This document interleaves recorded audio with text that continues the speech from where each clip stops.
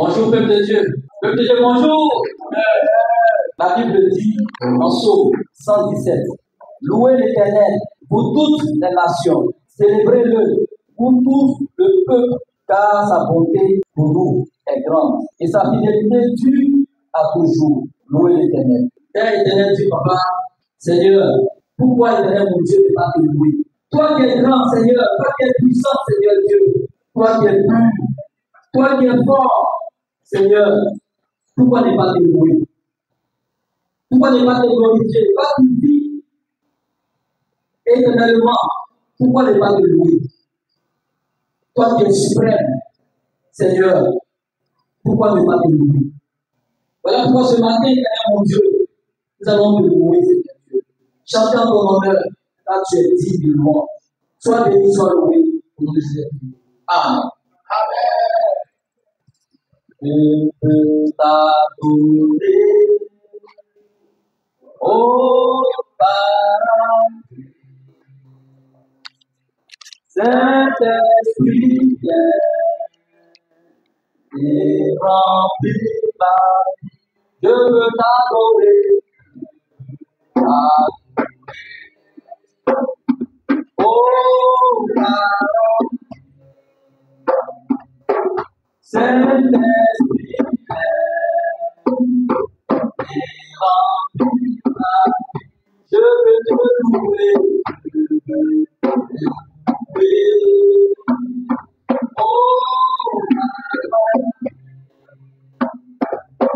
Saint-Esprit et rempli par vie. J'aime tous les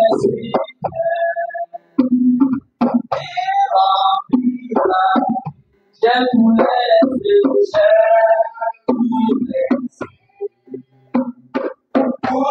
les oh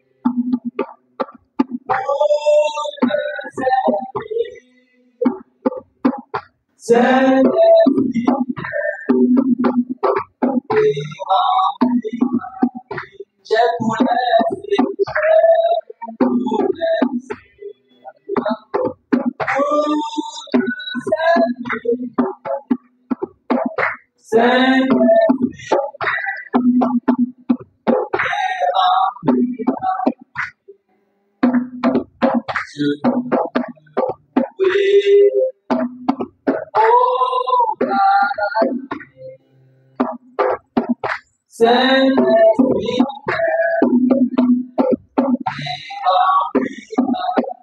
je veux t'adorer,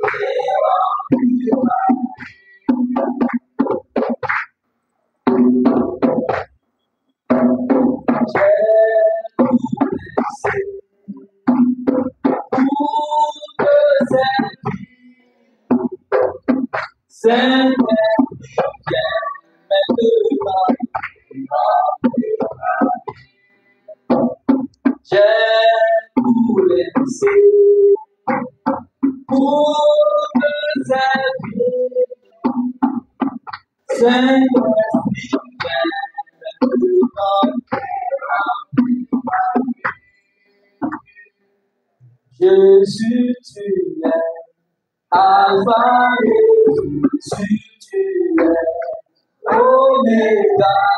Jésus, tu es Alpha et Jésus, tu es Oméga. Jésus, tu es Alpha et Oméga. Jésus, tu es Alpha et Jésus.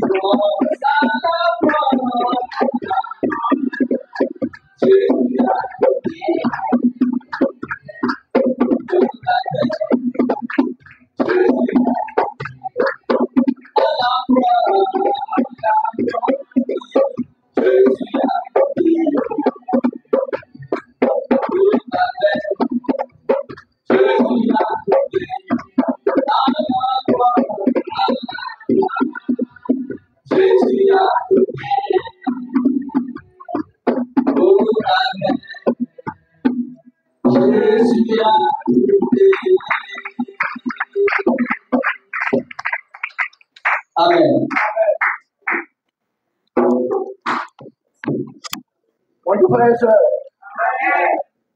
Je suis le frère Morga Rédé. Je suis là pour la prière d'ouverture. Laissons la tête, prions. Éternel, mon Dieu, mon roi, Papa, ce matin, nous voulons te dire infiniment merci. Merci, Père, parce que hier, Père, nous avons dormi et ce matin, nous sommes éveillés, Papa. C'est une grâce pour nous, Père, d'être à ta présence, Papa. Ce matin, Père, nous sommes venus lever nous voir vers toi, Père, pour te demander pardon pour toutes les fautes que nous avons commises, Papa, tout le long de cette journée, Papa, cette semaine, Papa. Papa, je prie que tu ne te souviennes plus de ces péchés-là, parce que, Père, nous voulons tous nous repentir. Tu as dit dans Matthieu 11, verset 28, venez à moi, vous tous qui êtes chargés et fatigués, je vous donnerai du repos, Papa. Papa, nous sommes fatigués de nos péchés, nous sommes fatigués de nos maladies, nous sommes fatigués de te manquer de respect, nous sommes fatigués, Papa, de faire ce qui ne te plaît pas, Papa. Papa, ce n'est pas de nous, Papa. Épargne nos péchés, épargne tous nos actes que nous avons commis, Papa, pour que nous marchions, Père, cet été avec toi, Papa. Papa, parmi nous, Papa, il y a ceux qui sont malades, Papa. Je prie que tu sois avec eux, Papa, et que tu étends ta main ici pour qu'ils puissent guérir, Papa. Parmi nous aussi, Papa, nous sommes fatigués aussi, Papa. Papa, donne-leur la joie. Ceux qui sont malades, Papa, je prie que Père, tu les rendes, Papa, tu les guérisses, et Papa, tu puisses nous retrouver, Papa. Papa, je prie aussi, Père, que tu sois avec la classe des enfants, Papa. C'est l'avenir de demain. C'est eux qui vont prendre la relève, Papa, pour continuer ton œuvre, Papa. Papa, je prie aussi pour les mariés, Papa. Papa, c'est pas facile d'être dans le foyer, Papa. C'est pas, je prie, Papa, de mettre l'intelligence à nous, Papa, la sagesse à nous, pour que nous puissions, Papa, prendre soin de nos enfants et de nos femmes, Papa. Je prie aussi pour les célibataires, Papa. Papa, je prie que, Père, tu leur donnes, Papa, la fiancée convenable, Papa, et puis, Papa, ils puissent bâtir, Papa, un couple, Papa, formidable, Papa. Papa, je prie aussi que tu sois avec tous les aspects de ce que nous allons faire aujourd'hui, Papa.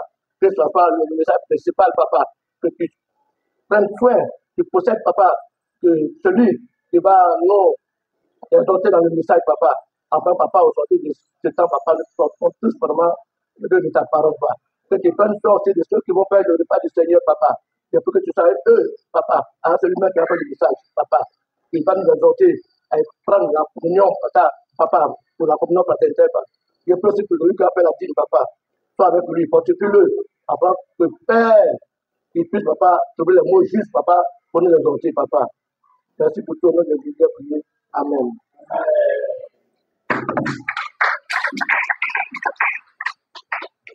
Oui, frères et sœurs. Frères et sœurs, ce matin, j'aimerais, avant tout le monde, dire merci à Dieu. Merci aux dirigeants qui nous donnent l'opportunité ce matin d'être là pour nous encourager pour le repas du Seigneur. Comme rappel, le repas du Seigneur est exclusivement réservé aux disciples de Dieu. Avant tout le monde, versons la tête. Père, éternel notre Dieu, Papa, ce matin, j'aimerais te remercier. Utilise-moi comme un instrument, afin que Dieu, que ton nom soit glorifié. Merci pour tout, et sois-tu pour le Dieu. Amen. Frère, prenons la Bible dans le livre de Matthieu 12, à partir du verset 46 au verset 6. Je sais qu'à plusieurs reprises, nous avons lu ce passage. La Bible dit, Matthieu 12, verset 46. Pendant que Jésus parlait encore à la foule, voici que sa mère et ses frères se tenaient dehors, cherchant à lui parler. Quelqu'un vient lui dire, ta mère et tes frères sont là, ils te cherchent à te parler. Mais Jésus lui répondit, qui est ma mère? Qui sont mes frères?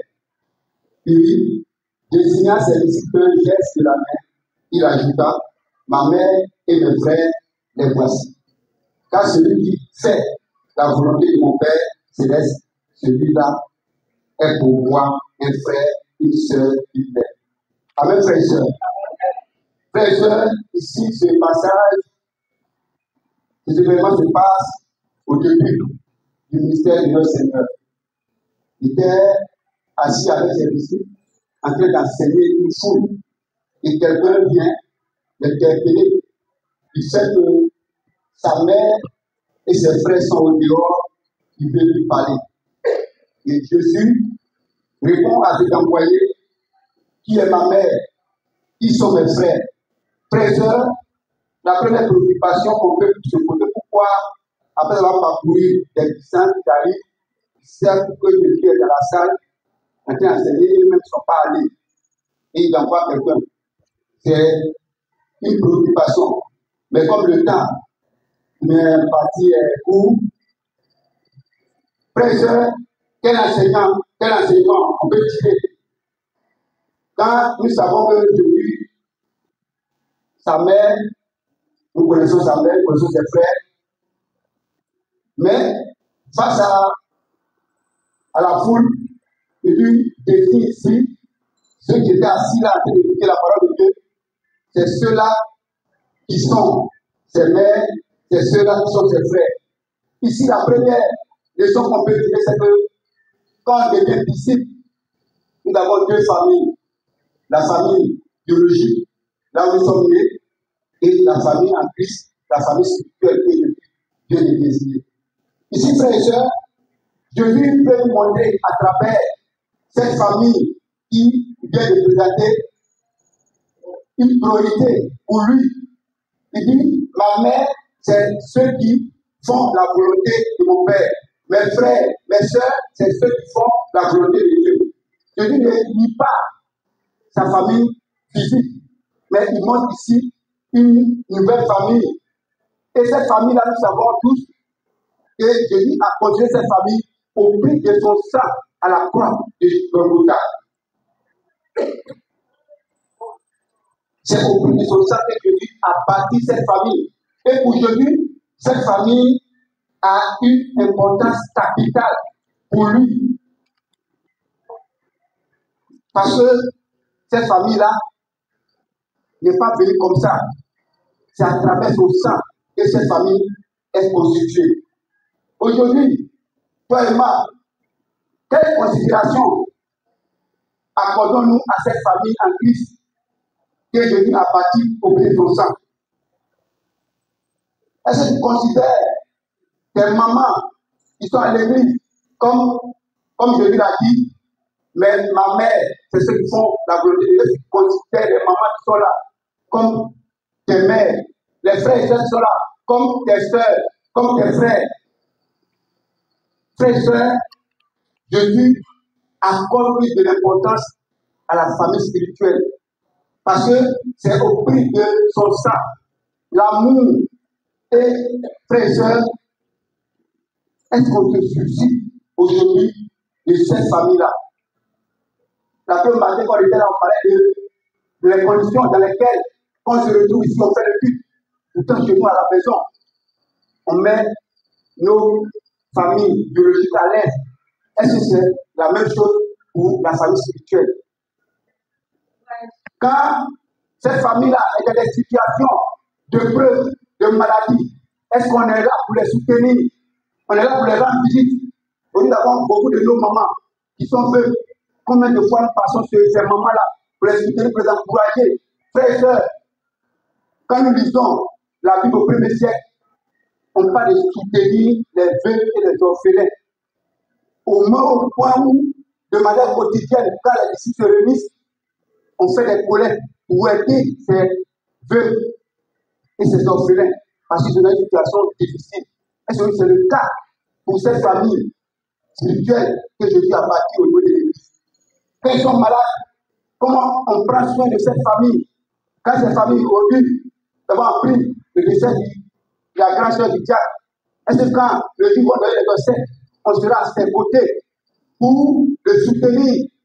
Frères et sœurs, c'est important pour notre Seigneur. Cette famille spirituelle, cette famille en Christ, c'est au prix de son sang qu'il a bâti cette famille. Et aujourd'hui, nous devons prendre soin de cette famille de la même manière que nous prenons la famille, soin de notre famille biologique à la maison. Parce que cette famille-là, aujourd'hui, elle est très, très importante. Aujourd'hui, la plupart de nos temps, on consacre ça à cette famille. Frères et sœurs, moi, par exemple, dans notre famille et au village, par mois, un dimanche, on se retrouve 10h à 14h, on fait des réunions. Mais moi et mon grand frère, pour nos conditions que nous avons pour le pays, la plupart du temps, on n'assiste pas. Parce que c'est dimanche à 10h, nous on a notre culte. Pour beaucoup d'entre nous, c'est ce que nous faisons. Mes frères et sœurs, mais souvent, quand il y a des situations que nous avons été frères et sœurs en Christ, on demande souvent d'aller voir cette famille-là. Ou parfois, les dimanches, on n'est pas à ces réunions-là. Si dimanche, je ne suis pas venu au culte, que 10 personnes, le dimanche 16, j'étais où? Il y a une réunion de famille, je ne suis pas parti. Sur les 10, mais les 2 personnes, les 8, le frère là est faible, il n'y a pas de conditions. Mais quand on a des situations, on dit, va voir ta famille. Mais la famille, qu'on met du temps, quand on est parfois dans les besoins, cette famille-là n'est pas là pour nous soutenir. Parce que ce matin, je suis juste là pour juste nous encourager. Je dis accorde de l'importance à cette famille-là. Il a bâti cette famille-là au prix de son sang, et par amour. Et, frères, tout ce qu'on fait par amour, perdu dans le temps. Nous avons des royaumes que nous avons bâtis comme l'histoire, par la violence. Mais on dit quand nous regardons ces royaumes-là, ils n'existent plus. Mais par l'amour, si nous construisons quelque chose, ça perdu dans le temps. Ce matin, je suis juste là pour nous encourager. La famille spirituelle a une importance pour notre Seigneur. Et nous devons accorder de l'importance à cette famille-là. Quand cette famille-là a besoin de nous, en tant qu'Église, nous devons être là pour les soutenir. Nous devons être là. Et au premier siècle, frères et sœurs, c'était la force de l'Église en son temps. Quand nous disons de Acte 2 jusqu'à Acte 6, il n'y a pas des textes religieux. Si quelqu'un est prêt à aller vendre ses propriétés, venir déposer le produit devant l'Église, il se dit que si demain il y a une situation, cette Église-là est prête à l'aider. Donc au premier siècle, la croissance de l'Église était forte. Parce que le disciple se dit que s'il a un besoin, l'Église est là pour répondre. Et frères et sœurs, quand le monde voit ça, il est prêt à entrer. Et si nous agissons ainsi, frères et sœurs, nous allons voir nous-mêmes. Ce n'est pas nous allons nous fatiguer pour aller prendre les gens dehors. Cette année, c'est une année de la conquête. Pour que les gens puissent venir, pour qu'ils puissent conquérir d'autres cœurs. C'est de prendre soin d'abord de cette famille qui existe. Et les gens, en voyant ça, ils vont entrer dans cette famille-là. Amen, frères et sœurs. Ce matin, c'est ce message-là qui est à nous partager. Prenons soin de cette famille-là. Quand elle a besoin de nous, quand ils sont éprouvés, on doit être là. Le 26, c'est la fête des mères. Est-ce que tu dois te dire que c'est mes mamans, je suis prêt à donner mon argent pour que ma maman de l'église puisse avoir un paille, puisse avoir un cadeau. Ma soeur, mère qui est là, puisse avoir quelque chose. Parce que la personne, c'est ça. Si cette personne paie un parent, il a besoin de toi, il a besoin de ton argent pour aller enterrer sa maman, son grand frère, sa grande soeur, on doit être là pour suivre ces personnes-là. C'est à cela que je vous appelle. Amen, frères et sœurs. Personne n'a été. Père, ce matin, nous voulons, papa, te dire merci. Merci pour cette famille en Christ. Oui, si nous regardons dans cette salle, nous avons des Nigériens, nous avons des Béninois, des Togolais, des Ivoiriens, même des Ivoiriens de tous bords. Et c'est cette famille-là que tu as constituée au prix de son sang. Et à travers ces versets, tu montres l'importance de cette famille. Ce matin, je prie pour ce pain qui reprend ton sang. Ce pain qui reprend ton corps qui a été flagellé pour constituer cette famille. Nous prions en présent pour nous rappeler de l'importance que tu accordes à cette famille, afin que nous puissions prendre soin de cette famille-là. Merci pour tout. Béni sois-tu. Glorifie ton nom. On est au droit que soit rendu par prière. Au nom de Jésus. Amen. Jésus, par ton sang précieux, enlève mon iniquité. Regarde-moi comme les cieux. Dis-moi que tu m'as pardonné. J'ai longtemps le cœur ouvert. J'entends ta voix qui m'appelle. Au pied de ta croix, maintenant, tout mon cœur brisé, je le rends.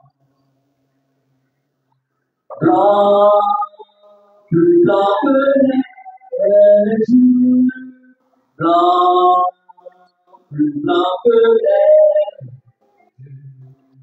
Lave-moi le sang de l'agneau. Je sais plus blanc que la neige. Jésus, par ton sang précieux, enlève mon iniquité. Regarde-moi du haut des cieux, dis-moi que tu m'as pardonné. J'ai longtemps heureux comme l'aigle, j'entends ta voix qui m'appelle. Au pied de la croix, maintenant, tout mon cœur brisé, je me rends au blanc, blanc, plus blanc que neige, blanc, plus blanc que neige. Lave dans le sang de l'agneau, je serai plus blanc que la neige. Blanc, plus blanc que neige, blanc, plus blanc que neige. Lave dans le sang de l'agneau, je serai plus blanc que la neige. Ainsi prend fin le repas du Seigneur et de l'Église. Mon Dieu, frère et sœur,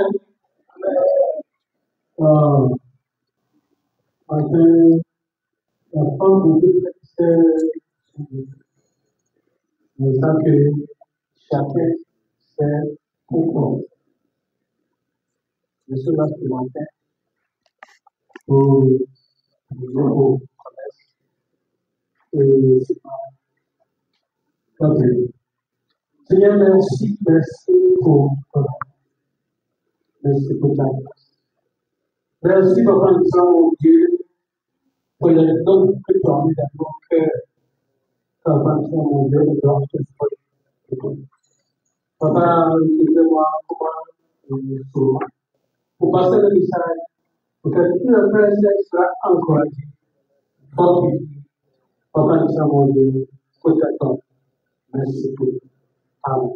Amen. Sont des dons, sont des sacrifices pour construire la temple. Dans l'ancien temps, David avait donné. Solomon avait construit. Et souvent, le Nouveau Testament aussi. Il y a beaucoup de choses qui sont faites pour construction de la temple. On le dit, on a ici. Et ça que tout le monde a chaud. Chaud avec Dieu, c'est grave. Et Dieu, il va toujours. Bon, matin, il y a un verset que je vais lire. Moi, tout il dit quelque chose que, parce que pour encourager nos frères et sœurs. Un Corinthiens, verset 18. Ainsi, mes frères, soyez faits irrégulièrement, travaillez en mieux le nom du Seigneur. Sachez que votre travail ne sera pas en vain Moi, je vais toujours dire, c'est extraordinaire pour travailler et gagner la vie. Et ici, la Bible dit, soyez fermes et égales. Ferme à moi dit que papa perdu, au moment du collège, au moment du don, est un exemple qui est pour moi. Si tu vas faire un collège spécial, il y a un sacrifice que tu dois faire. Sacrifice très très important. Et moi, je dis que si chaque année tu achètes au moins 2 pantalons, chaque année tu vas faire connaître, tu vas payer. Si chaque année tu fais épargne, tu vas acheter 2 pagnes, tu vas acheter au moins 1. Et si tu as acheté habit spécialement pour toi, frère, tu dois distribuer. Parce que c'est un don qui arrache le cœur. Un don 40 millions, oui, c'est l'argent, mais c'est pas l'argent pour ça. Et le travail, on va travailler mieux en mieux. Moi, je dis que connaître on va faire, on va mettre connaître mieux en mieux. Au fur et à mesure, chaque mercredi, chaque dimanche, tu mets l'argent. Mais le moment que tu as fait, tu as déjà fait. Frère, c'est extraordinaire. Il y avait, je sais mon document, il y a ce document au moins des années. Et le document aussi c'est très important pour moi.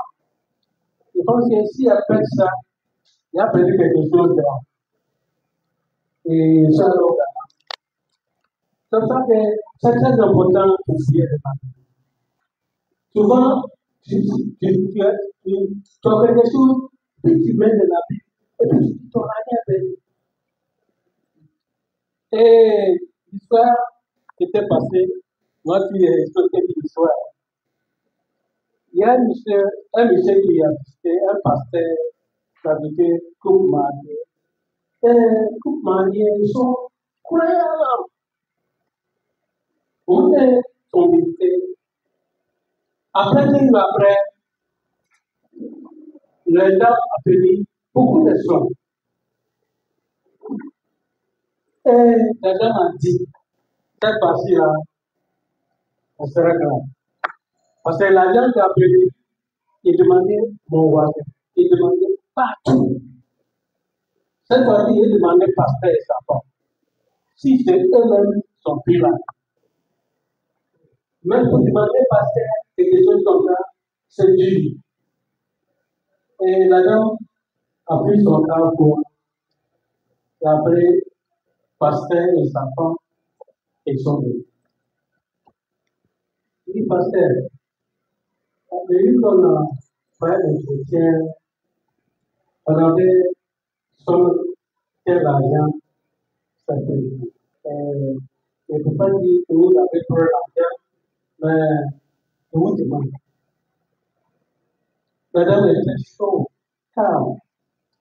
Passez assis ici, assis, pensez. Il dit, madame, envoyez-moi un cabine. Il va voir quelque chose. Et madame a envoyé l'argent. Madame a envoyé l'habit, pardon. Et passé, sa femme, ils sont en train de fouiller dans la vie. Il a offert. Et puis l'argent, l'argent était perdu. Madame elle-même, il a mis l'argent dedans, il a oublié. Parce qu'elle sortit l'argent. Nous qui sommes là, parce que ce n'est pas un miracle. La dame a perdu l'argent parce qu'il a mis dans la Bible. et puis tu l'oublies. Vous voyez comment c'est. En même temps, la dame, elle avait honte. Parce qu'il ne faut pas avoir honte. C'est ton devoir. Ça montre que elle, la dame a pris l'argent. Comment il a demandé tout le monde, il a annoncé tout le monde que l'argent qu'il a trouvé là, il donne tout ça à chrétien. Il va donner tous les chrétiens. Parce que l'argent là, c'est pas pour lui. Parce que c'est de la vie, c'est pour lui. Amen. C'est Jésus qui a fait. Dans la Bible, imaginez que tu laisses l'argent, on va faire collecte spéciale, et puis tu mets l'argent quelque part, des années, tu tout. Moment qu'on peut collecte, tu ouvres la Bible, tu trouves dans l'argent. Tu ris ou bien tu pries. Tu seras content. C'est comme ça avec moi, et c'est mon document. La Bible au Ghana là-bas, il ouvre. Quoi? Et ça, à l'église, je regarde comme ça avec les rivières. Il dit, Michael, c'est encore voir, tu veux que ça. Bref, Dieu veut que cette collecte-là, je fais, ça voudra que tu m'as fait trouver l'argent. Rapidement, il va passer un contrat encore. Et deuxième chose qu'il fait qu'à l'église, c'est quoi? Engagement. Pour qu'elle gérer pour engagement. Par exemple, comment s'ils ont fait un programme cette année pour chercher le fonds pour construire la tente. N'est-ce pas? Ils sont faits. Ils ont eu quelque chose. Avant, tu es nouvelle là-bas.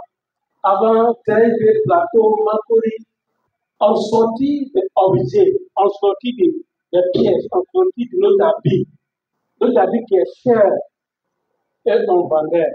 Cette fois-ci, moi je propose, si c'est possible, chaque dimanche, si on filme le clip, on l'envoie au niveau du canot. Vous pouvez s'asseoir au moins 1 heure de temps pour vendre. Les gens vont venir acheter. Ça, c'est une manière de chercher le fond. Et encore, Dieu nous a appelés pour travailler. Pour travailler comment? Pour travailler au cas où. Pour travailler aussi. Pour que tous les jours, l'Église donne là. Si va à la maison, on peut dire, Philippiens chapitre 2, verset 12, Philippiens chapitre 2, verset 12, et service de Dieu. Dieu dit, servis-moi. Et récompense est sûre et certaine. Tout ce qu'on fait là, tous les collègues qu'on fait là, Dieu va donner tout. Ça, c'est promis encore. Et il n'y a plus que la Bible l'a promis. Elle a promis pour être avec nous. Si on dit connaître, pour qu'on soit joyeux, on crie fort. Avec toi, on va gagner. Mais si on dit 40 000 là, déjà, ça fait. Qui dit qu'on t'appelle 40 000, on gagne. Dieu gagne qui? Seigneur gagne qui? Ça reste quelque chose qui est très important aussi. Ça va donner pasteur pour qu'il donne au moins 1 minute. Frère, c'est une chose qui m'a parlé. C'est clair des enfants. C'est clair des enfants. Quand les enfants, les gens qui sont là, ils sont épuisés. Ils sont fatigués. Frère, c'est un épuisement. C'est nos enfants. C'est notre trésor. On a besoin de tout donner aux enfants. Frère, je prie pour que les gens viennent faire des enfants pour les secourir après. Parce qu'on est un peu fatigué. On regarde tout le monde. Tout le monde passe. Après le film, on reste le grand école des enfants. Frère, je ne veux pas dire oublie votre cœur pour connaître solidarité, connaître comment dire, Yako, et connaître spécial, et connaître mon âme. Pour qu'on paie, pour que le nom de Dieu soit glorifié. Prions pour Seigneur, merci. Merci que toi-même, tu as dit, l'or et l'argent, l'or et l'argent, c'est toi qui donnes. Seigneur, je prie pour que frères et sœurs qui sont prêts à donner, Papa, je prie pour que les frères et sœurs et les amis qu'on va demander, pour qu'on nous aide à payer, pour nous connaître. Papa, toi-même, faut ouvrir partout. Tous les portes qui sont fermées doivent ouvrir pour que l'argent, Seigneur, mon Dieu, pour que l'église soit épargnée, soit contente, soit épargnée. Merci beaucoup. Amen. Père de l'éternel, il te donnera ce que ton cœur désire. Recommande ton sort à l'éternel, mets ta confiance en lui. Fais de l'éternel, il te donnera ce que ton cœur désire. Recommande ton sort à l'éternel, mets ta confiance en lui. Il agira, il agira. Il agira, il agira. Il agira, il agira. Il agira. Fais de l'éternel, donne-moi ce que tu veux ici. Recommande ton sort à l'éternel, mets ta confiance. Il agira, il agira. Il agira, il agira.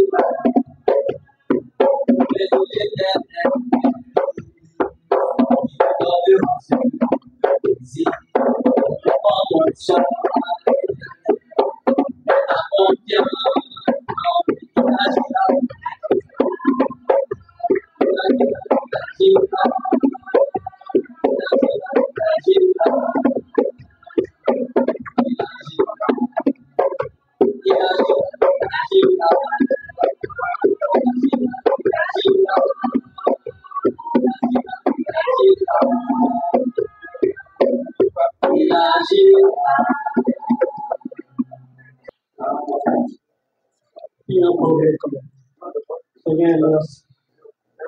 Papa, merci que papa, l'or et l'argent, tu donnes un peu pour qu'on te connaisse. Voilà bénédiction. Seigneur, merci. Merci pour ton amour. Merci pour ta grâce. Merci pour tout. Amen.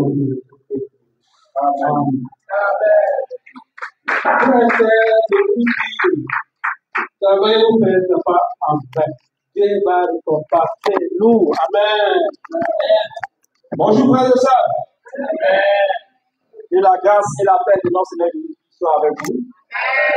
Alors, ce matin, on va juste, avant de commencer le message, on va chanter un chant. Dieu a une armée. Dieu a une armée qui se lève pour lui mourir. Dieu a une armée, Dieu a une armée qui se lève pour le servir. Peuple de Dieu, l'éternel, pour l'adorer. Peuple de Dieu, pour le amour. Je veux parler. Dieu a une armée, Dieu a une armée qui se lève pour lui obéir. Dieu a une armée qui se lève pour le servir. Peuple de Dieu, l'éternel, pour l'adorer. Peuple de Dieu, pour l'amour. Je veux parler. Dieu a une armée, Dieu a une armée qui s'élève pour lui obéir. Dieu a une armée qui se lève pour le servir. Peuple de Dieu, lève pour l'adorer. Peuple de Dieu, d'amour, je veux parler. C'est l'Esprit de Dieu, c'est l'Esprit de Dieu. Il mène nous, c'est l'Esprit de Dieu. Il entraîne nous, peuple de Dieu, pour l'adorer. Peuple de Dieu, je veux parler à l'agneau de Dieu, soit la gloire dans les lieux, à l'agneau de Dieu, la victoire divine. Peuple de Dieu, pour l'adorer. Peuple de Dieu, je veux parler. Peuple de Dieu, pour l'adorer. Peuple de Dieu, je veux parler. Merci beaucoup, mon frère. Merci à Dieu. This morning, I want to speak English. My name is Gonda Deajita. This morning, I want to speak in English.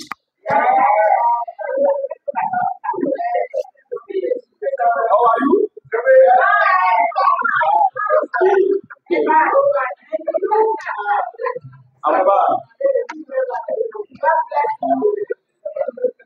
Ce matin, avec les enfants, je vous dis que nous aussi, on veut apprendre l'anglais.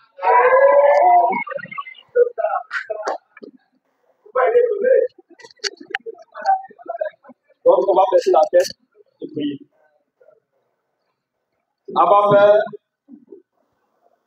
qui est semblable à toi? La Bible dit, tu es au ciel et tu fais ce que tu veux. Et Seigneur, nous sommes infiniment petits devant toi. La Bible dit que les nations sont comme une goutte, Seigneur, dans un seau devant toi. Toi qui connais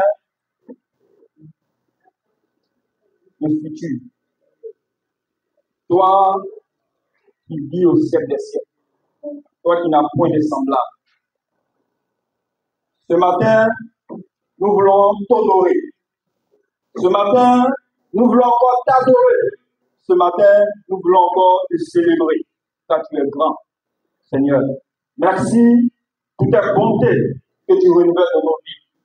Merci pour avoir fait de nous, Seigneur, Père de gloire, une armée céleste. Nous sommes sur terre.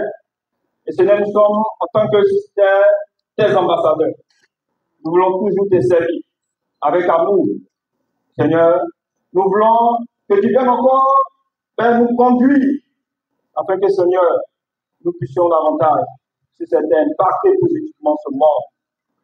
Merci, Père, d'effacer ma personne et d'encourager ton peuple, Seigneur. Merci de me remplir de ton Esprit Saint. Je suis un homme rempli de défauts, de faiblesses.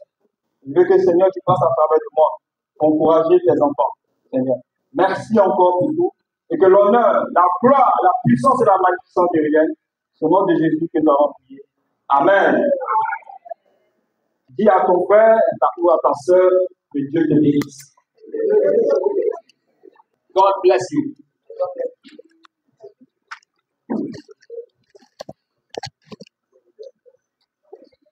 Donc, je vais juste, avant propos, alors c'est que tout à l'heure, le Jacques Béni nous a révélé un besoin au niveau des ressources humaines avec les enfants.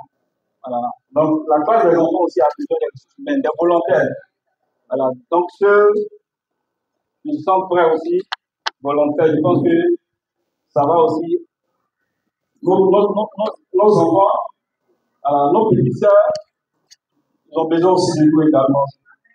Donc, on a besoin aussi de volontaires. Merci également aussi à la chorale, pour ces chants. C'est qu'aujourd'hui, ça n'a pas été facile. Il était seul, mais vous voyez son cœur, un cœur de service. Que Dieu te bénisse.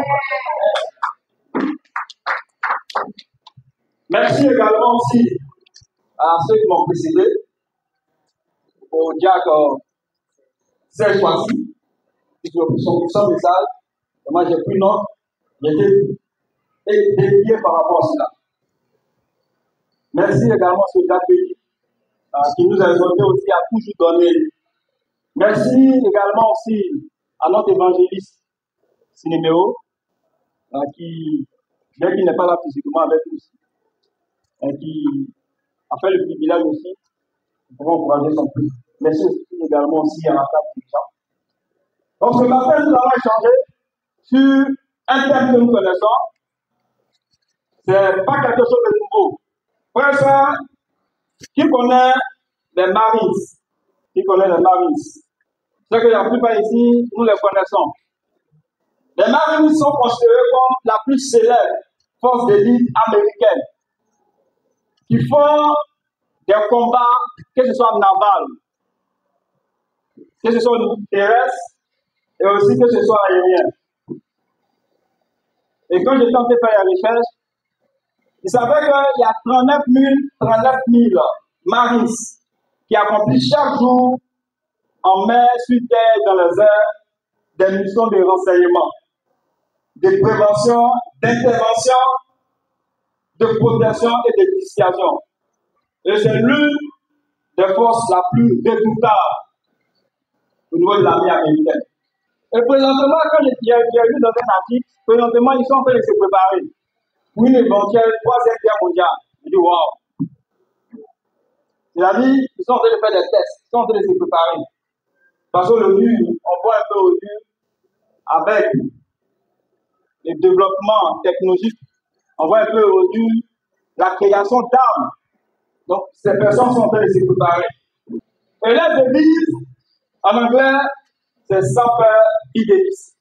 C'est-à-dire, toujours fidèle. Et pendant le combat, quand ils vont en guerre, c'est-à-dire lorsque l'un de leurs est blessé, ou il meurt, il ne laisse jamais, vous voyez, un cadavre sur le territoire de l'ennemi. C'est comme ça qu'ils font. S'il est blessé, ou s'il est mort, ils vont le prendre toujours pour aller. Ça montre qu'ils ont fait un pacte. Et comme je dis, c'est un pacte à vie, mais aussi un engagement collectif. Si on veut faire une analogie avec nous, en tant que le peuple de Dieu, nous sommes également une armée. Mais nous ne sommes pas la moindre. Nous sommes l'armée de Dieu. Une armée spirituelle. C'est-à-dire, nous sommes des soldats de Jésus-Christ. Et nous, en tant que soldats de Jésus-Christ, nous savons qu'en face de nous, nous avons un ennemi aussi, surnommé, appelé plutôt Satan. Ses démons et ses agents. Il a des agents aussi humains.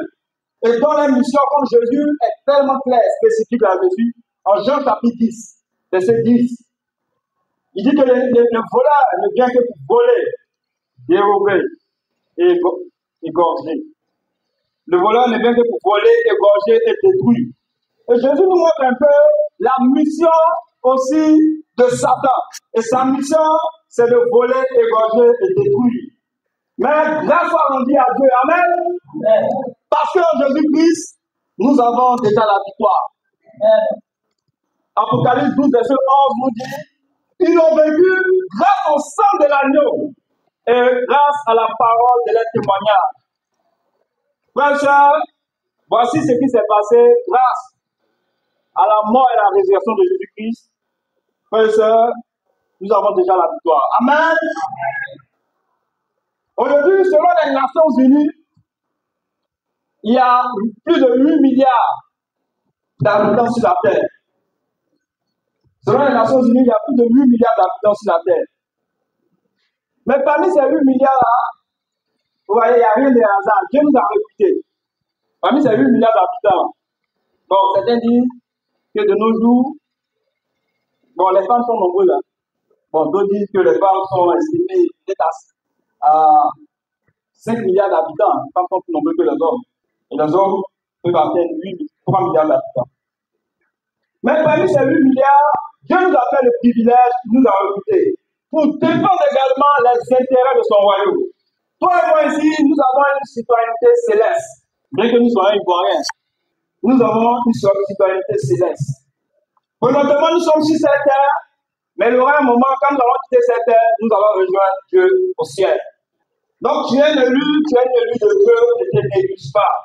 La dernière fois, j'étais en train d'échanger avec un tonton de l'église, avec sa femme, dont je vais dire son nom. Il disait qu'un jour, il avait un ami de Dieu. Et cet ami de Dieu va lui expliquer quelque chose qui traversait. C'est-à-dire, il était harcelé à un certain moment par Satan. Par Satan. Et lui, il savait qu'elle était une sorcière. Bon, elle est réputée parce qu'il a eu connaissance. C'est. Donc, elle en question, elle désirait le rencontrer. Donc, le gars, il avait peur. La peur. Donc, il en parlait au frère. Comment il en parlait au frère. Elle dit, bon, moi, je vais venir te rencontrer chez toi à Abidjan. Donc, le gars, il avait peur. Il ne savait pas qu'est-ce qu'il fait. Donc, le frère en question qui étudiait avec lui l'a encouragé à ne pas avoir peur. Maintenant, un jour, lui-même, il était là, et puis, il dit, bon, aujourd'hui, là, ce que je vais faire moi-même personnellement, je vais aller rendre visite à mon ami. Là. Parce que chaque jour, je vois que c'est quelqu'un qui est beaucoup tourmenté, il a peur, tout ça. Là. Et la dame en question, elle était venue, elle était déjà arrivée chez lui. Donc, elle est venue, elle avait fait, je crois, des semaines avec. Et donc, le frère a décidé en question d'aller lui rendre visite. Donc, quand il allait, il a salué, il a posé un peu, il n'a pas écouté la vie, il a posé. Et quand il a fini, il est parti. Et quelques jours après, la femme en question, elle a échangé avec son neveu. Elle dit, bon, tu vois, il y a quelqu'un qui est venu chez toi la dernière fois ici. Là. Vraiment, au moment où il causait avec toi, je sentais une flamme sur moi. C'est-à-dire, je sentais comme le feu est en train de me brûler. Elle dit, bon, l'esprit il est dans son église là. Pour lui dire, il faut faire arrêter son église là. Le frère même en question qui était allé, il n'a pas su. Mais voici ce qui s'est passé spirituellement. Donc, pour nous dire que tu es chrétien, tu n'as pas rapport des sorciers. Amen. Parce que ce qui est en nous est plus grand que ce qui est dans le monde. 2 Timothée, chapitre 2, verset 3 à 6. 2 Timothée, chapitre 2, verset 3 à 6. Souffre avec moi, comme un bon soldat de Jésus-Christ. Il n'est pas de soldat qui s'embarrasse plutôt des affaires de la vie, s'il veut plaire à celui qui l'a enrôlé. Et l'athlète n'est pas couronné s'il n'a pas combattu suivant les règles. Il faut que le laboureur travaille avant de recueillir des fruits. Amen. Donc ici, l'apôtre Paul ici utilise une image. L'image d'un soldat. Il utilise aussi l'image d'un athlète et l'image également aussi d'un cultivateur. pour encourager Timothée à l'époque à faire recours à la discipline. La discipline afin qu'il puisse obtenir des victoires. Et présentement, nous sommes dans une conquête. Vous voyez, le thème de l'année, me voici, envoie-moi la conquête. Et pour aller à la conquête, nous devons savoir avec qui nous combattons. Pourquoi nous devons aller à la conquête? Et voici ce que Paul est en train de dire à Timothée ici, c'est de se discipliner et d'être prêt à faire des sacrifices pour obtenir des résultats escomptés. Il est dit également à Timothée qu'il sera confronté aussi à la souffrance pour la cause de l'évangile. Frère, est-ce que toi et moi sommes-nous prêts à souffrir pour la cause de l'évangile? Est-ce que nous sommes prêts à souffrir pour la cause de l'évangile? Frère, disons merci. Il y a eu beaucoup de grands hommes. Ah, des grands hommes, moi, je n'ai pas parlé des apôtres. Voilà, je n'ai pas parlé des apôtres. Mais dans notre église, dans notre communauté ici, il y a eu aussi des grands hommes de Dieu. Ce matin, nous allons rendre merci à Dieu pour l'impact qu'ils ont eu dans notre vie. Personnellement, je n'ai pas trop connu Papa Niamien. Mais j'ai eu, par la grâce de Dieu, l'occasion d'échanger avec lui une fois. Ça, il y avait une conférence de tous les missionnaires. C'était un jour au temple d'Angers, je crois, en 2021. Donc, après, tout le monde a pu échanger, il m'a encouragé un peu. Bon, je suis missionnaire, je ne connaissais pas beaucoup. Il m'a encouragé un peu. C'est là que j'ai eu le temps de me côtoyer. Mais, pour l'église de TPM, il a fait beaucoup ici. Il a fait beaucoup ici. Et il a impacté la vie de beaucoup d'entre nous ici. Est-ce qu'on peut dire merci à Dieu pour ces grands hommes?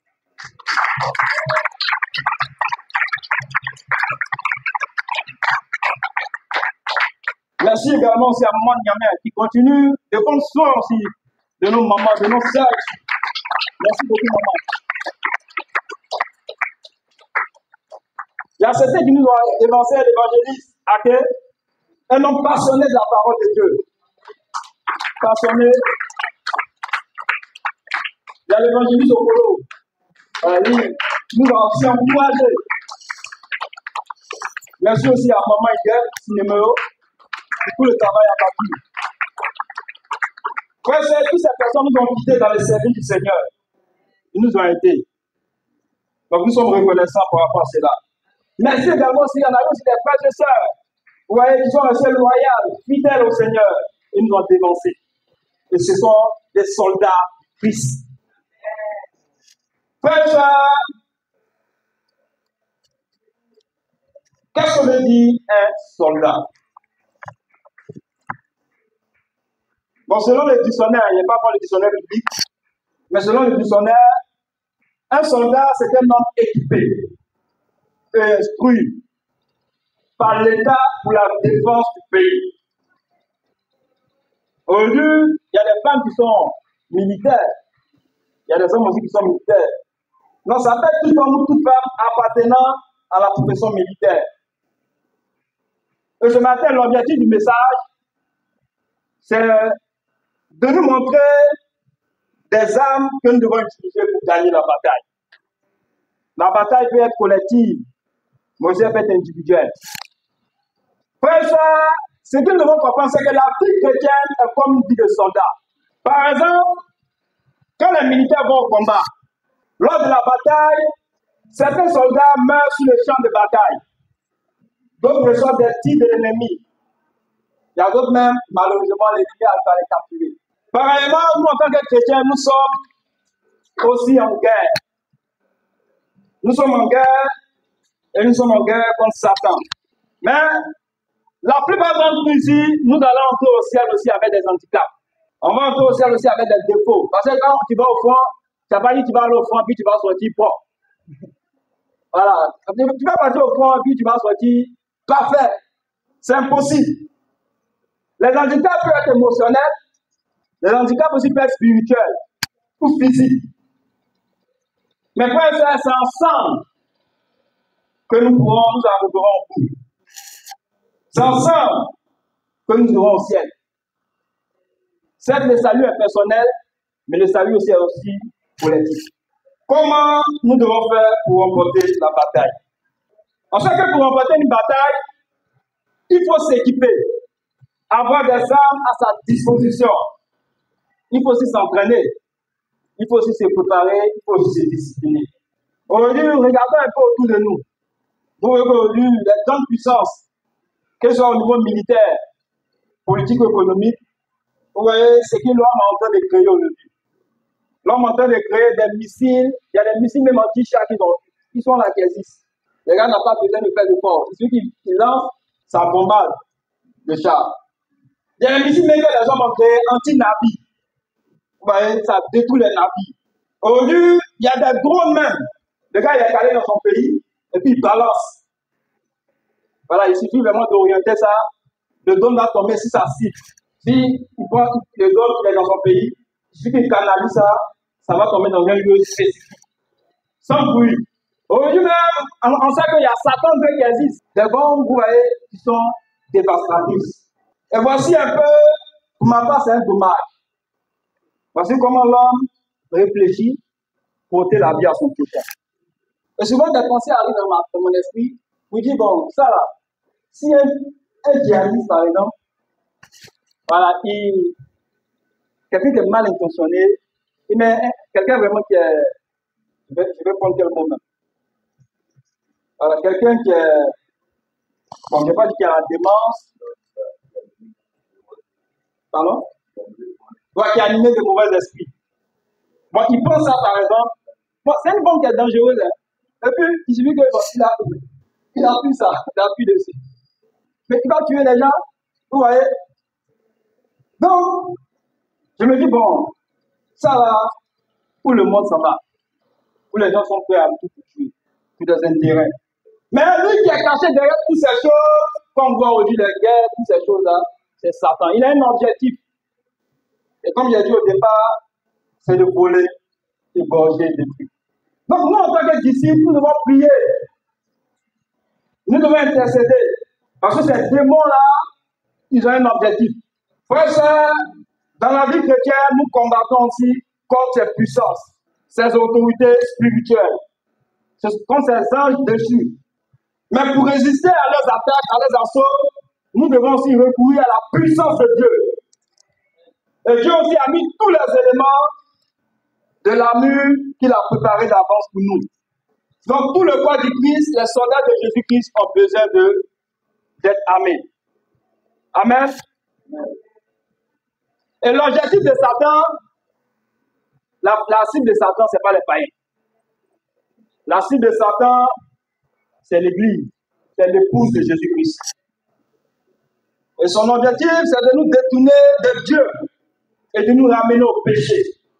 Ceux qui sont dans le monde, comme il a dit, ne sont pas la cible de Satan. Parce qu'ils appartiennent déjà. Nous devons nous armer pour obtenir, pour gagner la bataille. Et personne ici, frère de sœur, n'est à l'abri. Personne ici n'est à l'abri. Personne ici n'est à l'abri des assauts du diable. Frère de sœur, même chez les mariés, le mariage n'est pas un acquis. C'est pourquoi, en tant que marié, il faut prier pour son épouse. Il faut prier aussi pour son mari. C'est pas un acquis. On va dire, bon, comme je suis marié en Christ là, non, c'est fini. Non, hein, c'est pas fini. Parce que lui, il ne dort pas. Aujourd'hui, quand on voit aujourd'hui le nombre de divorces qui est derrière tout ça, là, on dit, bon, ceux les gens qui veulent divorcer. Vous voyez? Bon, parce que mon mari, même ma femme, elle a un mauvais comportement. Donc, à cause de ça, je vais divorcer. Parce que la personne, notre conjoint a des défauts de caractère, je vais divorcer. Frère, ça, au lieu de divorcer, il faut prier pour ton conjoint. Au lieu de divorcer, il faut prier pour lui. Je ne dis pas aussi de ne pas faire des points, de ne pas l'encourager à changer. Parce que par moments, c'est comme si les défauts, on s'épice. On aime regarder les défauts et non les qualités.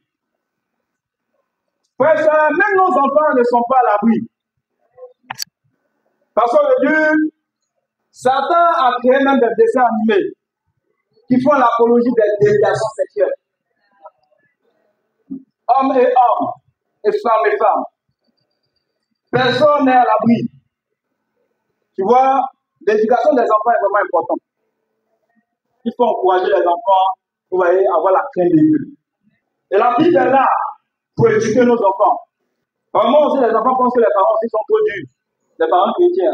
Quand ils disent, ne ne sont pas. Dieu te voit à telle maison. En réalité, c'est pour ton bien. Voilà, c'est pour ton bien. Parce que si on veut te laisser dans les libertinages, tu vas faire ce que tu veux. Et demain, tu vas dire merci à Dieu pour ça. C'est ce que tes parents sont en train de faire. Parce que dehors, l'ennemi, il ne se dit pas dehors. Il rentre même dans les familles, il rentre même dans les églises pour créer la confusion. Aujourd'hui, on regarde aujourd'hui la jeunesse. Un jour, j'étais là, je regardais sur les réseaux sociaux. Alors, il y avait des jeunes qui étaient en train de prendre, on appelle ça comme une boisson. Là. Pardon? Kadhafi, voilà. Le gars, il a pris la boisson et puis il a même plus à marcher. Il dit, bon, voici comment ça fait en train de faire les jeunes. Nos frères biologiques, nos amis ne sont pas épargnés. Aujourd'hui, il y a que tout ça des stratagèmes. Vous voyez? Pour envoyer les gens même dans la pornographie. Aujourd'hui, avec les réseaux sociaux, même en tant que disciple, si tu ne peux pas soin de ton cœur, tu vas tomber dans ces choses. Et puis tu vas te masturber. Vous voyez? Faisons beaucoup attention. Les réseaux sociaux, ce n'est pas mauvais en soi. Mais aussi, il faut mettre aussi les balises. 2 Corinthiens 10, verset 3 à 5. Est-ce que le peuple de Dieu est là? Ah, il fait un peu chaud, mais ça va aller. Les choses vont s'améliorer. Amen. 2 Corinthiens chapitre 10, verset 3 à 5. Si nous marchons dans la chair, nous ne combattons pas selon la chair.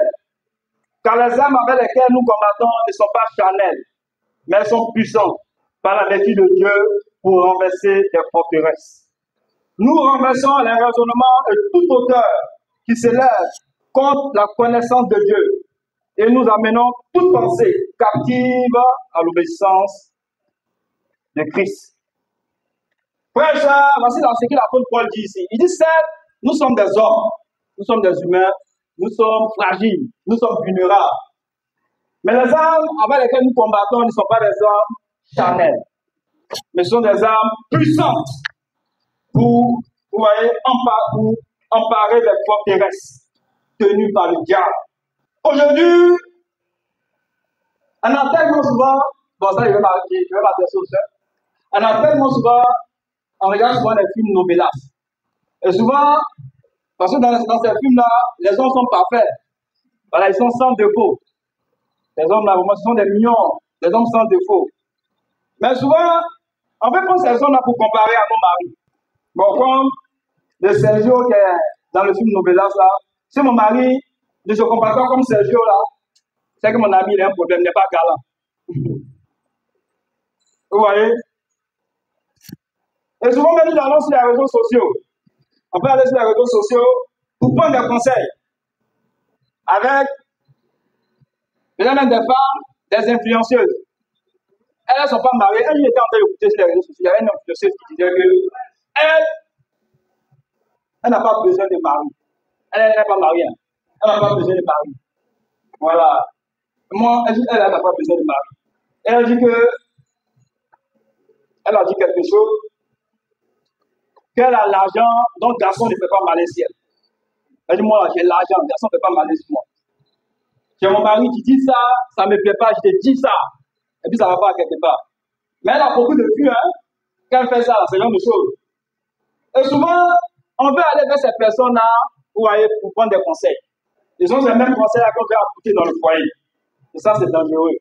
Tu vois, je ne peux pas aller sur les réseaux sociaux. Mais il faut tirer ce qui est nécessaire pour ta foi. Ce n'est pas tout qui est nécessaire. Et je me dis, bon, c'est parce que tu donnes des conseils comme ça, là, que tu n'es pas encore marié. Parce que les conseils que tu donnes, là, c'est pour détruire les foyers. Vous voyez?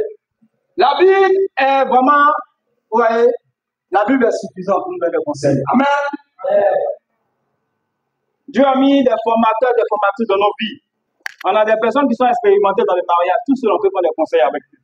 Quelles sont les armes que nous devons utiliser de façon spécifique? On a presque fini. Éphésiens chapitre 6, à partir du verset 10. Quelles sont les armes que nous devons utiliser pour combattre? Pour qu'il y ait de la stabilité dans notre foyer. Pour que nous remportons des victoires. Vous voyez, si tu es un élève, tu es un étudiant, il y a aussi des armes qu'il faut utiliser. Et ce sont ces armes-là, ce n'est pas moi qui ai inventé. Ces armes-là sont écrites dans la Bible. Lisons la parole de Dieu. Éphésiens chapitre 6, verset 10. Au reste, fortifiez-vous dans le Seigneur et par sa force toute puissance. Ici, voici une arme capitale. Vous voyez? L'apôtre Paul ici nous dit, il disait à l'époque aux Éphésiens, vous voyez, de se fortifier dans la puissance du Seigneur. Nous tirons notre force en tant que chrétiens ou dans le Saint-Esprit. Et la force vient de Dieu. Parce que nous-mêmes n'avons pas la force. C'est Dieu qui a la capacité, vous voyez, à nous aider à combattre contre l'ennemi. Il dit, revêtez-vous de toutes les armes de Dieu afin de pouvoir tenir ferme contre les ruses du diable. Au verset 12, car nous n'avons pas à lutter contre la chair et le sang, mais contre les dominations, contre les autorités, contre les princes de ce monde des ténèbres, contre les esprits méchants dans les lieux célestes. C'est pourquoi prenez toutes les armes de Dieu afin de pouvoir résister dans le mauvais jour et tenir ferme après avoir tout surmonté. Verset 14, tenez donc ferme, ayez à vos reins la vérité pour ceinture, revêtez la cuirasse de la justice. Donc voici une arme ici encore que la Bible nous montre, la vérité. Nous devons être vrais. Est-ce que ce que nous présentons ici, c'est ce que nous sommes à l'extérieur? Nous devons être vrais, que nous soyons ici, que nous soyons dehors. La dernière fois, j'étais en train de chercher la Bible avec quelqu'un, on était en train de faire chercher Dieu. Je lui ai dit, avant, moi j'avais une approche de Dieu. C'est-à-dire, par exemple, c'est quand tu viens à l'église, tu te joues au sein. Mais quand tu es en dehors de l'église, tu mènes notre vie. Vous allez voir que souvent, il y a des personnes, par exemple, lui, c'est un fumeur. Mais il choisit spécialement les dimanches. Parce que c'est les dimanches qu'il doit aller à l'église, qu'il ne fume pas. Et même quand il arrive à côté de la maison de prière, il jette la cigarette. Mais quand il sort, après le culte, quand il va, il répond ces choses. C'est que la personne n'a pas encore compris. Frère et sœurs, nous devons être vrais, ici et partout et en tout moment. La vérité est une arme capitale. Si vous n'êtes pas vrai en tant que chrétien, Satan, vous ne pouvez pas combattre Satan. Vous voyez? Et la vérité, c'est notre vie. Ce que nous pouvons faire ici, lorsque nous sommes dehors, c'est ce que nous devons revêtir. Frère et sœurs, également la justice. Je nous appelle à vivre dans la justice, dans l'intégrité. Vous voyez, l'intégrité aujourd'hui est une vertu qui semble, vous voyez, beaucoup n'ont pas vraiment, voilà, cette vertu-là. Nous devons être justes. Et vivre dans ce monde, être juste dans ce monde, ce n'est pas facile. Vous pouvez être persécuté pour cela. Donc, une autre arme ici, c'est l'évangélisation. Je nous appelle aussi à toujours évangéliser. Est-ce que nous sommes en train d'évangéliser? Est-ce que nous étudions la Bible avec des personnes? Est-ce que c'est pour nous un défi? Vous voyez, l'évangélisation. Une autre arme aussi, c'est la foi. Mettez pour chaussures à vos pieds le zèle qui donne l'évangile de la paix. Prenez par-dessus tout cela, le bouclier de la foi avec lequel vous pouvez éteindre tous les traits enflammés du malin. Donc la foi est capitale. Frère et sœurs, notre foi est en jeu. Et la Bible dit que c'est au prix de notre foi que nous avons sauvé notre âme. Parce qu'il y aura des moments où ça sera difficile. Ou que lorsque toi et moi, nous allons passer par le monde difficile, ou présentement tu passes par le monde difficile, tu auras l'impression que Dieu n'est pas avec toi. Vous voyez? Et Satan, il est très malin. Et comme l'apôtre Paul ici dit qu'il envoie des traits de découragement pour nous décourager. Il envoie des traits pour nous dire que l'Église ne nous aime pas. Par moment. Lorsqu'on passe par moment, tu as été senti seul. Ça va arriver. Vous voyez? Le découragement. Et donc, nous devons entretenir notre foi. Mais la foi vient d'où? La foi vient de la parole de Dieu. Romains 10, verset 17. Vous voyez? Notre foi va grandir lorsque nous serons connectés avec la parole de Dieu. Notre foi va grandir lorsque nous allons puiser la parole de Dieu dans notre cœur. Vous voyez? Donc nous devons nous enraciner dans la parole de Dieu. C'est pour notre propre bien. Parce que lorsque les épreuves vont venir, cela va nous aider à surmonter ces épreuves-là. Également aussi, il y a aussi l'espérance, les tâches du salut, c'est-à-dire l'espérance du salut. S'il y a des choses qu'il ne faut jamais, on ne peut jamais t'arrêter, t'enlever plutôt, c'est ton salut. Tu peux faire tout sur la terre, tu vois, mais le salut, il faut toujours espérer au salut. Parce que la Bible dit, c'est en espérant que nous sommes sauvés.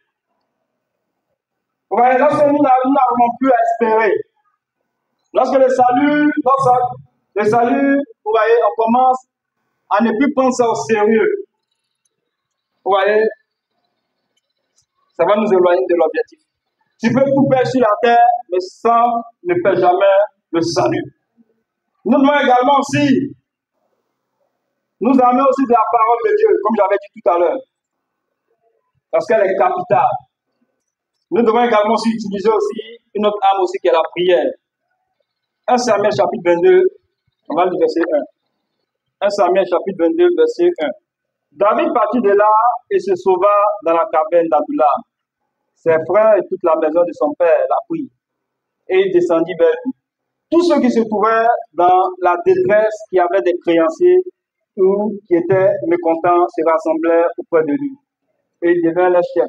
Ainsi, il se joignit à lui environ 400 hommes. Je ne vais pas lire tout, mais le contexte ici, David était persécuté par Saul. Saul qui voulait assassiner David. Donc David, il va aller se cacher en territoire ennemi chez les Philistins. Et là-bas, quand il arrive, il fait croire aux gens qu'il est fou, il atteint de la démence. Il quitte là-bas. Quand les gens ont commencé à soupçonner là, il a bougé, il allait chez les Moabites. Et il arrive ici dans un lieu spécifique qu'on appelle la caverne d'Adullam. Et c'était une forteresse pour lui. Il va là-bas pour se réfugier. Et Dieu merci, il y a eu 400 soldats et ainsi que sa famille ont décidé de l'accompagner. Mais pourquoi je prends ce passage? C'est pour nous dire que David, il avait reçu des promesses de Dieu. Parce que ça, il s'appelle comment Samuel. Samuel avait point comme roi d'Israël. Mais, malgré qu'il avait des prophéties, vous voyez, à son endroit là, voici ce qui va se passer. C'est la souffrance, la persécution qu'il va rencontrer. Donc, David, qui étant loin de Dieu pour diriger Israël, est victime de persécution par Saül. Et il fuit. Donc, c'est une image aussi pour nous. Vous voyez, nous devons aussi avoir un sanctuaire.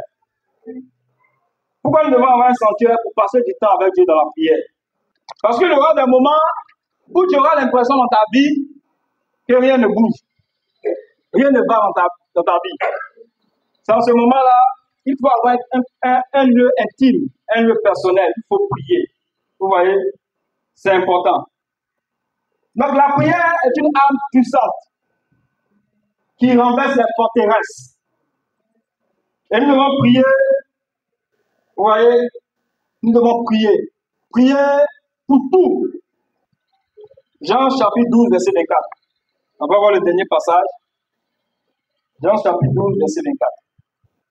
En vérité, je vous le dis, si le grain de blé qui est tombé en terre demeure, il reste seul.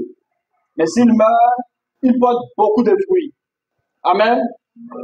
Donc ici, voici ce que nous devons faire également aussi. Nous devons aussi être prêts aussi à mourir. Et comme j'ai dit, un soldat, c'est celui qui n'a pas peur de mourir. Une fois, j'étais en train de suivre sur France 24. J'étais en train de suivre sur France 24. Il y avait des soldats russes qui avaient capturé des soldats ukrainiens. Ça, c'était la guerre en Ukraine. J'étais en train de regarder et ils avaient capturé ces soldats ukrainiens dans une usine. Attends, le nom c'est l'usine de. Je ne sais pas si c'est Azov. Bon, Azov. Ils avaient capturé plusieurs militaires ukrainiens. Mais ce qui m'a paru bizarre, ce qui m'a paru paradoxal, c'est un peu le calme de ces gars. Même qu'ils étaient. Bon, quand tu es capturé comme ça, là les conditions de détention ne sont pas faciles. On peut même t'exécuter sur le champ. Mais ils étaient calmes. Et puis ils riaient même. Ils étaient fiers. Et dit ces gars-là. Donc, ce que j'avais compris, c'est qu'ils étaient fiers d'avoir combattu pour les partis. Frères et sœurs, voici ce que nous devons comprendre ici. Vous voyez, dans la guerre, cette guerre est spirituelle. Ce n'est pas une guerre physique. Mais aussi, nous devons aussi être prêts aussi à nous sacrifier. Même en termes financiers. Tout à l'heure, le diable peut nous encourager à vendre aussi, s'il y a des choses aussi qui sont précieuses, à les vendre. Parce que nous savons aussi que sans sacrifice, nous ne pouvons pas avoir de victoire. Et aujourd'hui, le volet financier aussi est capital. Nous sommes à la bataille, nous devons construire un nouveau lieu de prière. Mais cela va émaner aussi de notre cœur de sacrifice. Amen. Même également aujourd'hui, la conquête aujourd'hui au niveau des âmes perdues. Frères et sœurs, également, nous devons aussi faire moins de sacrifices pour les âmes perdues. Moins de sacrifices. Même comme le Jack disait tout à l'heure, même entre nous ici, nous aussi faisons moins de sacrifices. Nous aimer, vous voyez, nous soutenir dans les moments aussi difficiles. C'est vraiment important. Lorsque quelqu'un passe par les moments difficiles, il doit savoir, vous voyez, que nous sommes à côté de lui. Amen. Que nous sommes là pour lui. Frères et sœurs, parce que le message que vraiment j'avais à partager avec le peuple de Dieu ce matin. Ce qu'il faut retenir simplement, c'est que nous sommes dans une bataille spirituelle. Pour remporter la bataille, pour gagner la bataille, nous devons recourir à l'amour de Dieu et non aux méthodes humaines. Parce que si nous utilisons les méthodes humaines, nous allons combattre en vain. À Dieu soit la gloire. Prions. Seigneur, nous te bénissons tout ce matin. Quel privilège que tu nous fais de faire partie de ton ami. Je prie que Seigneur, tu nous aides pour nous autres à toujours recourir à ces armes que tu as énumérées, afin d'avoir une victoire non seulement personnelle dans nos vies, mais aussi une victoire aussi collective. Merci de bénir chacun d'entre nous et que l'honneur, la gloire et la puissance te reviennent. C'est au nom de Jésus que nous avons prié. Amen. Amen.